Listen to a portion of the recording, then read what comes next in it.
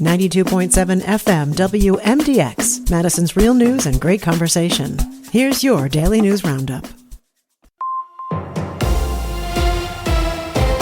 For 92.7 WMDX News, I'm Shali Pittman. 3 Madisonians are getting recognized for values embodied by the Reverend Dr. King.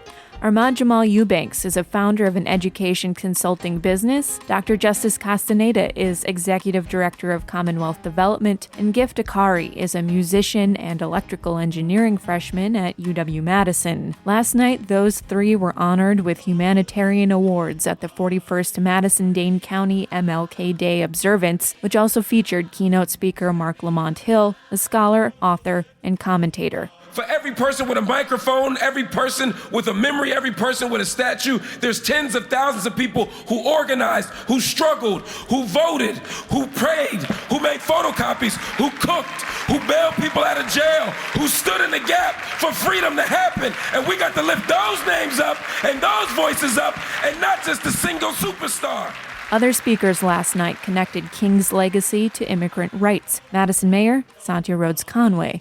It is time for us to come together as a community and learn and uphold the principles of nonviolent civil disobedience. Those comments come as an immigrants' rights group is warning of a possible ramp-up in immigration enforcement in Wisconsin. Over the weekend, Daryl Marine, president of the Milwaukee-based Forward Latino, encouraged people not to panic but to plan. Some candidates for governor are debating what to do if ICE comes to Wisconsin. Last week, Lieutenant Governor Sarah Rodriguez proposed banning immigration enforcement around schools, churches, courthouses, and more. Governor Evers expressed hesitation at the idea. GOP frontrunner Tom Tiffany says ICE agents, quote, need to be able to do their job. It's that time when tax statements arrive in the mailbox and paperwork starts to add up. And this year, there's a change for retirees. State Representative Tony Kurtz, a Republican from Waniwak. Anybody over the age of 67, if they have retirement income, that could be from a 401k, that could be from an IRA, it could be if they retired from Schreiber or Rockwell Automation. For a single filer, it's up to $24,000, and for a dual couple, up to $48,000 of that retirement income now will be tax exempt. There's another change that affects just about everyone. In the last state budget, lawmakers also lowered one of Wisconsin's income tax brackets.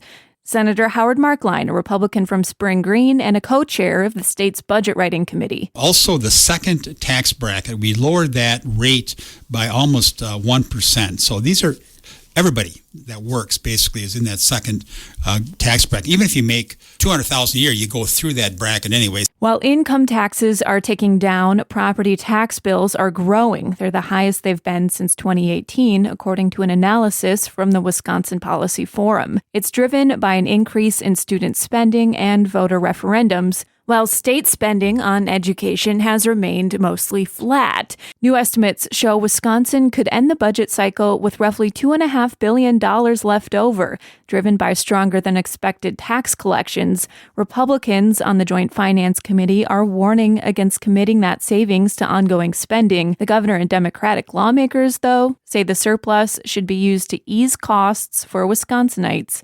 including on property tax relief. I'm Shali Pittman, 92.7 WMDX News. Jeff Hafley to Miami. Hi, I'm Mike Clemens with Sports NFL. After 2 years in Green Bay, defensive coordinator Jeff Hafley is the new head coach of the Miami Dolphins. Meanwhile, Packers tight end Tucker Kraft, recovering from ACL surgery, talked about what he and Micah Parsons are going through. Before the surgery and something Micah's going through right now, it is very painful. I don't wish it upon anyone that the first 3 weeks post-surgery is just... Yeah, it's tough. College football, Indiana celebrating their first national championship, beating Miami 27-21. NBA, the Bucks at home tomorrow night against the Thunder. They beat the Hawks in Atlanta 112-110. Marquette winning in overtime over Providence 105-104. Freshman Nigel James with a season-high 38 points. Not everybody's made for, that role to be the floor leader, the guy that's attacking, the guy that's got the ball in his hands when it matters most. NJ is is made for that. That's Golden Eagles coach Shaka Smart. With sports, I'm Mike Clemens. I'm meteorologist Mace Michaels. Increasing clouds for today, a high in the mid-teens. Scattered flurries and snow showers tonight and tomorrow. Winter weather advisory for 2 to 4 inches. Low tonight, low teens. High tomorrow, low 20s and breezy. Bitter cold temperatures return for the rest of the week. That's your Madison News Roundup from WMDX. Find more news anytime at WMDXradio.com. Subscribe to this podcast on Spotify, Apple, or wherever you find your podcasts.